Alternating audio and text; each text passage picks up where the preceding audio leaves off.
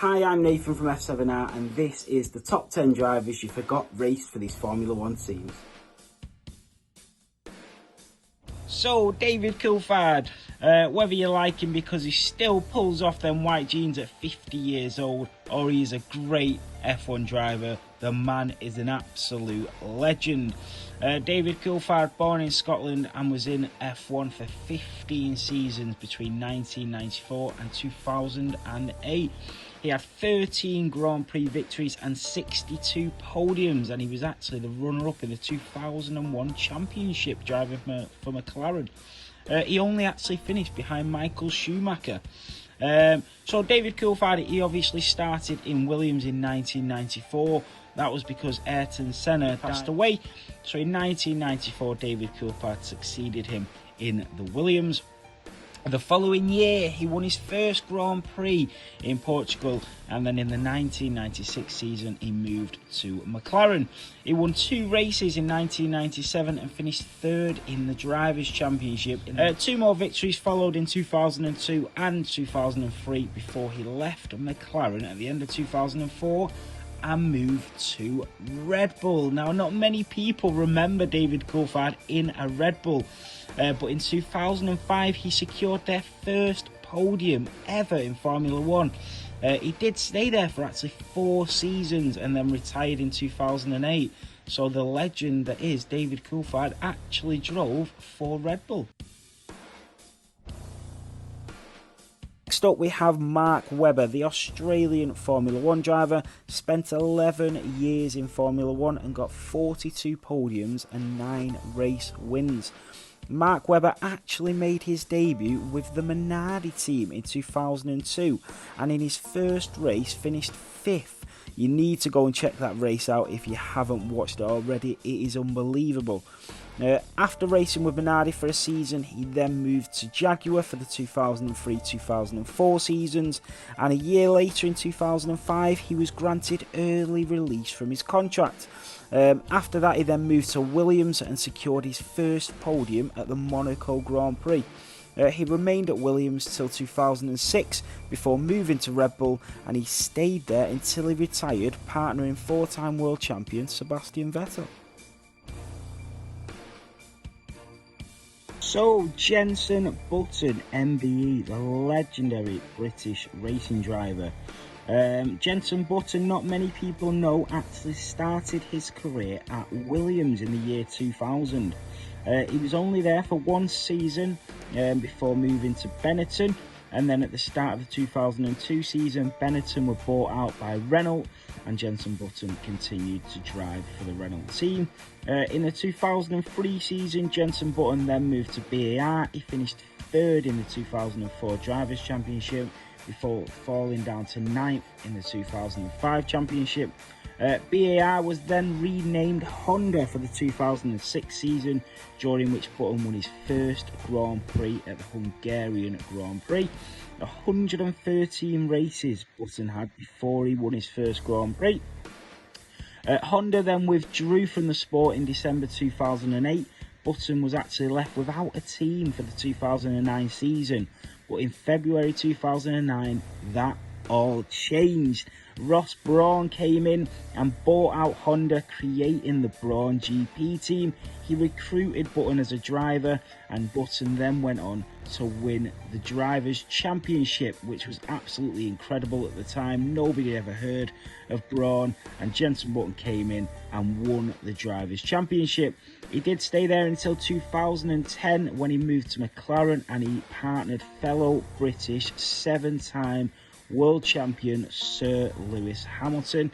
He finished 5th for the team in 2010 and ended the 2011 season as runner-up in the Drivers' Championship.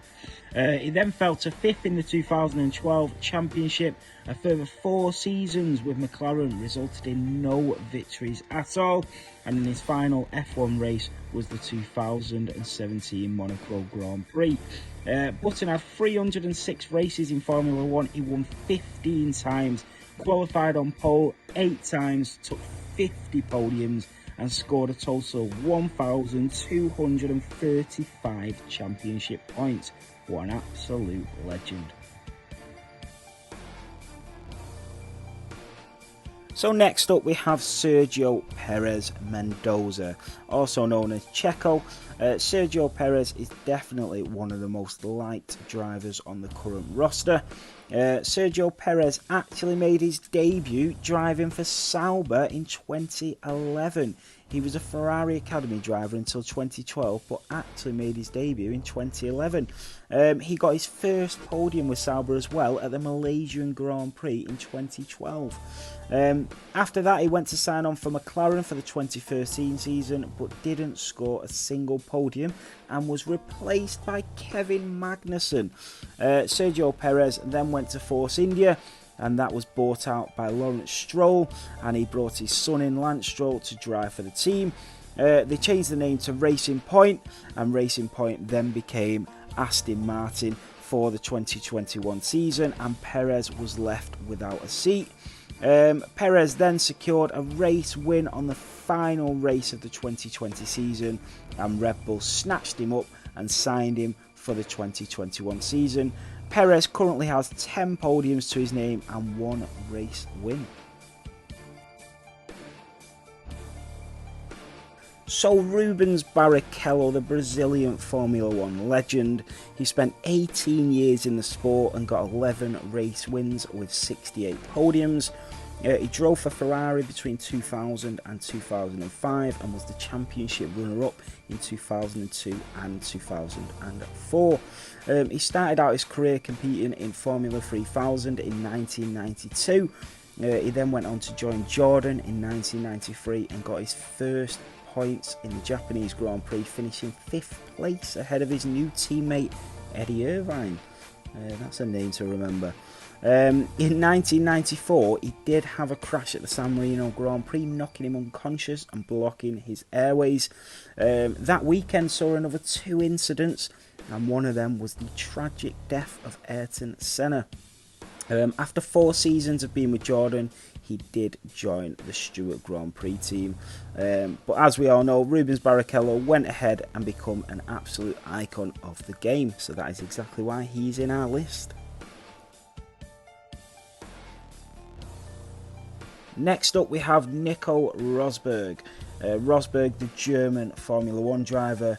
If you think of Mercedes, you think of Nico Rosberg, but not many people know that he actually started out his career for Williams.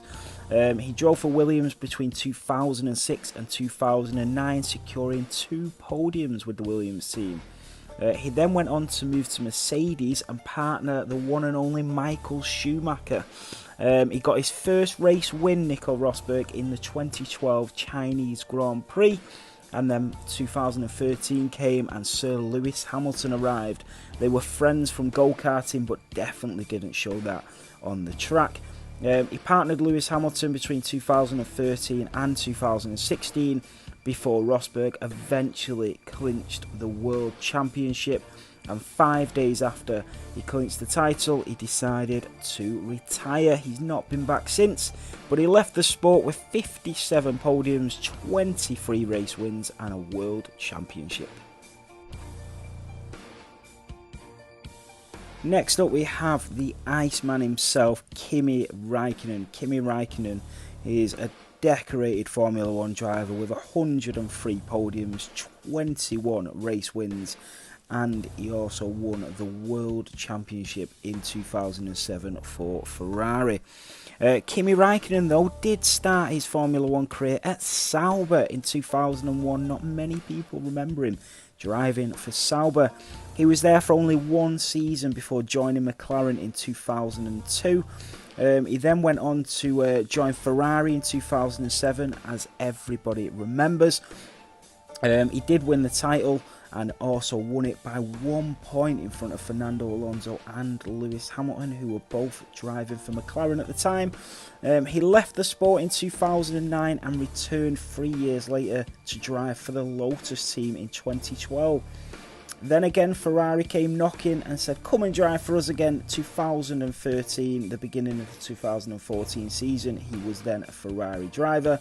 He drove for them for another 4 seasons before joining the Alfa Romeo team for the 2019 season, where he currently still is. So next up we have Fernando Alonso. Fernando Alonso, two-time world champion with Renault. He started out as a Renault test driver in 2002 and promoted to a driver in 2003. What a great idea that was, as he became two-time world champion with Renault in 2005 and 2006.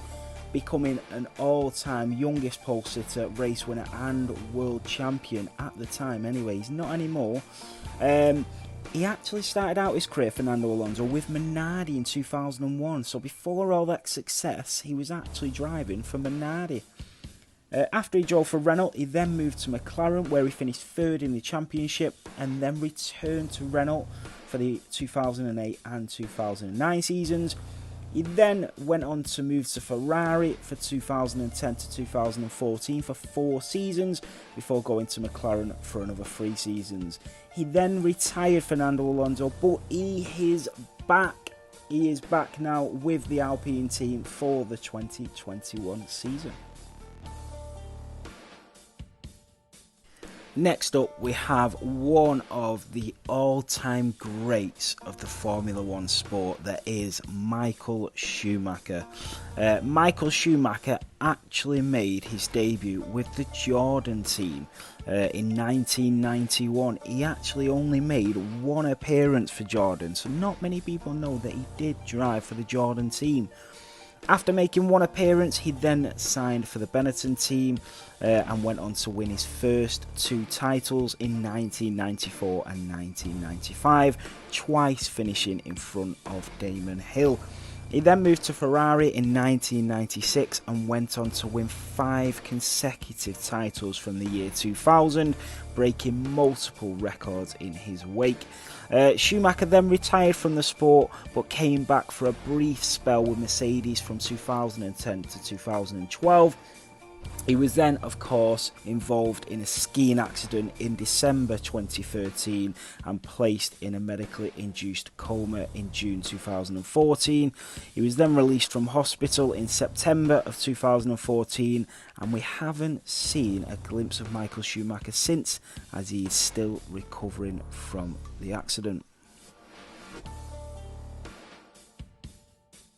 So, first on our list is Ayrton Senna. How could we not put the idol that is Ayrton Senna at the top of our list? He drove for Tolman Hart in 1984. Not many of you guys would have even heard of the team Tolman Hart, but they did sign Ayrton Senna to drive their car in 1984. He was only there for a season before moving to the Lotus Renault team, winning 6 Grand Prix over 3 seasons. He then partnered Alain Prost at McLaren Honda, where Senna would claim his first world championship. Prost would win the title in 1989 before Senna won 3 consecutive titles in 1990, 91 and 92. Williams Renault began to dominate the sport, and Senna negotiated a move to the Williams team in 1994 to teammate Damon Hill.